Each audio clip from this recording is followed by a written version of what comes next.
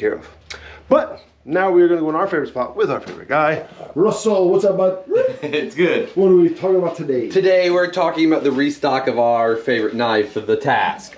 So if you haven't been following along, this is a knife that Nico designed and we sent it off to Kizer and they made it into a reality. So this is a Wharncliffe or reverse Tonto, however you want to word it. 154 cm steel with micarta handle. It has Kizer's adjustable clutch lock, reversible deep carry pocket clip, and just an absolutely stunning blade.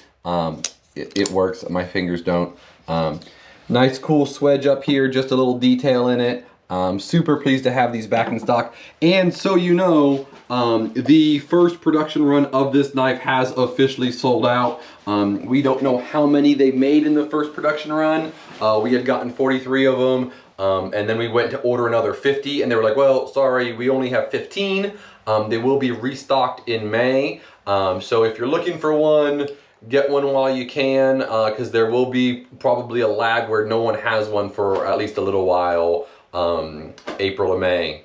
So take a look. Right on, y'all. All right, we'll wrap it up here. See you on the next one.